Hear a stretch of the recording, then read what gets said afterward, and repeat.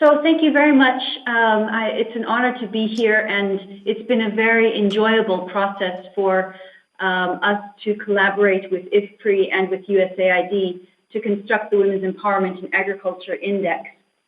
What my part is to do is to explain, in a sense, the methodology of the index and some of the results following on from what Agnes has already presented.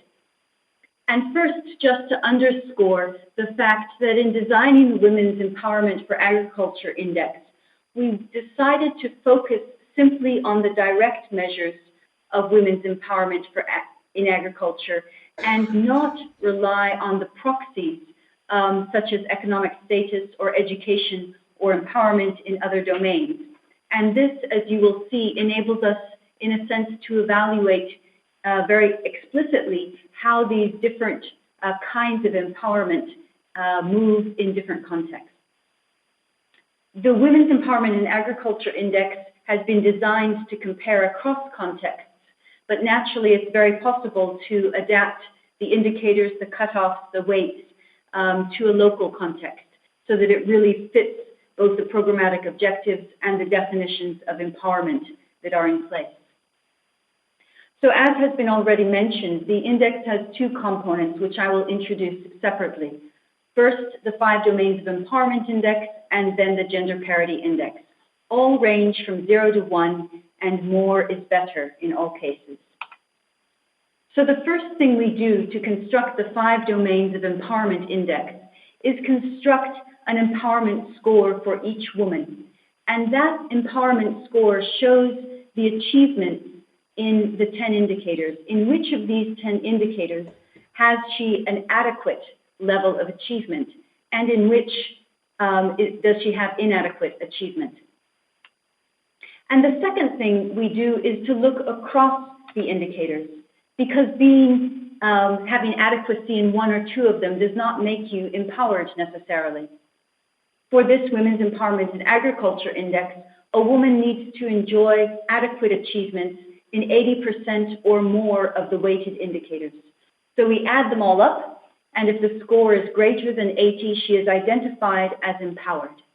And we have here the first of the 2 components of the 5DE index. So first of all, we can look at the percentage of women who are empowered, who enjoy achievements in more than 80% of the indicators. And then we look at the women who are not empowered.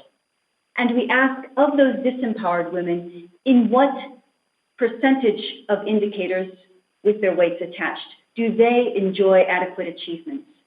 This reflects, in a sense, the breadth of achievements that disempowered women enjoy.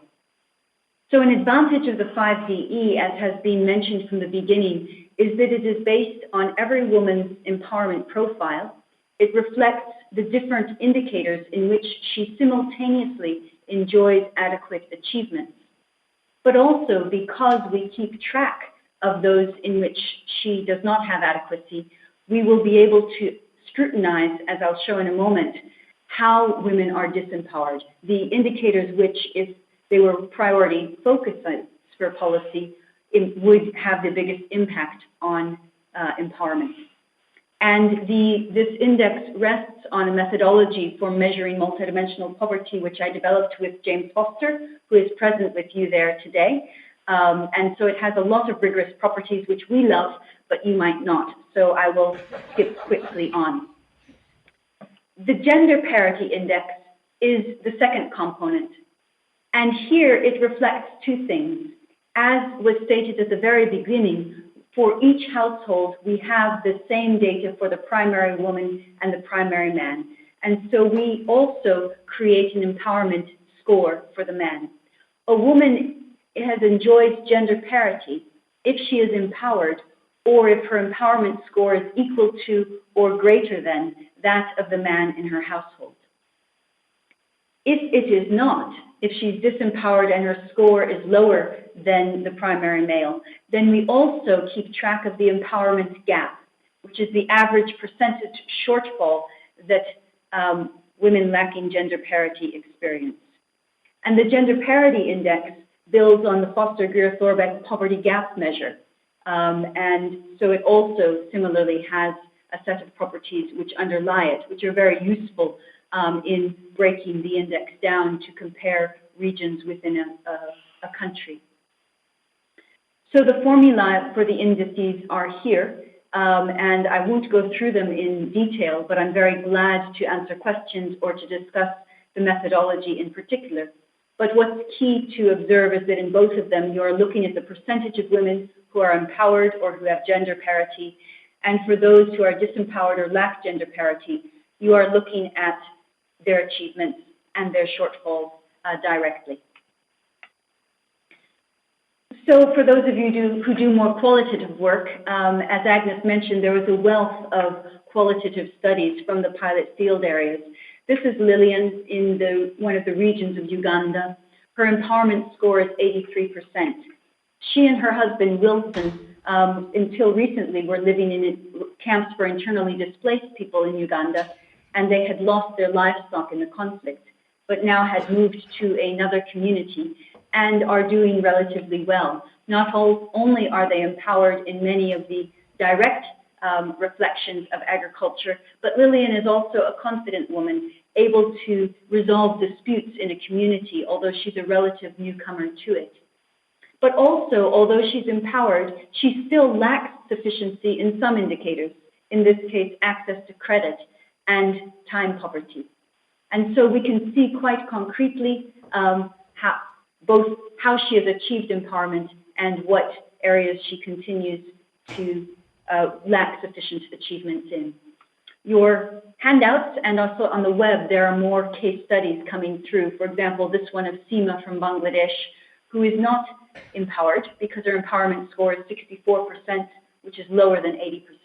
And who is also not empowered with respect to her husband, whom she met on her marriage day. So it is from dialoguing with these case studies and puzzling over them that we also have a better understanding in this context and in many others of how well a measure like this actually is capturing the realities on the ground.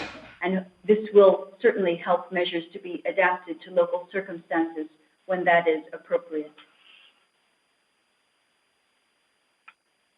So first, a little bit of a look at the results. As Agnes mentioned, the pilot studies are not representative, and so we simply look at them to demonstrate how this works out in practice and not to make any general conclusions and also not to compare the regions necessarily. But in Bangladesh, as you can see, 31.9% of women are empowered.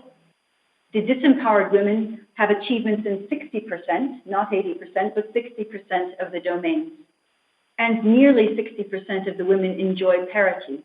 And those who don't experience a 25% empowerment gap between the woman and the male in her household, who is usually her husband, but not necessarily. It's quite interesting. We can look at the percentage of women who are disempowered and who experience deprivations in each of the 10 indicators. And you can see here that the two indicators with the highest incidence are access to credit and group membership. However, the influence of any indicator on the overall index also reflects its weight. So here we have an analysis of the indicators in which disempowered women lack sufficiency. And so it's this analysis which helps to shape policies to empower women. And we can see that for the women on this side versus the men, it's control over income and a lack of group membership, which contributes the most to their disempowerment. We can also see that whereas men also have a relatively large contribution to their disempowerment from not being group members, the contribution from not controlling income is very low. And so by addressing that single indicator, you would both empower women and reduce gender parity. In the Guatemala pilot, we find that 22.8% of women are empowered and 35% are 0.8 enjoy gender parity. But here the profile between genders is starkly different.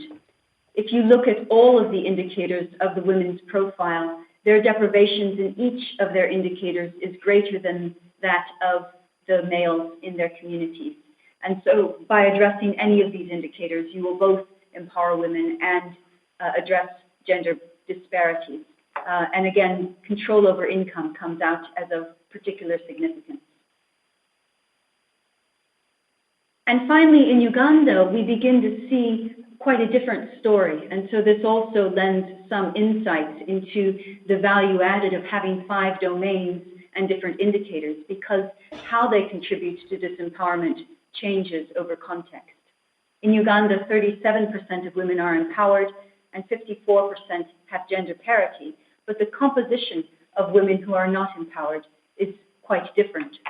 For example, as you can see here, it is the indicators related to time poverty and those related to resources, ownership of assets, purchase and sale and transfer of assets, and access to credit in particular, which contribute most to their disempowerment.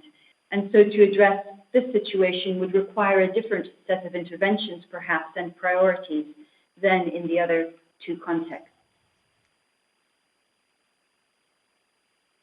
So that's just a bird's eye view of the case studies, and certainly there are more materials on the web and in the brochures.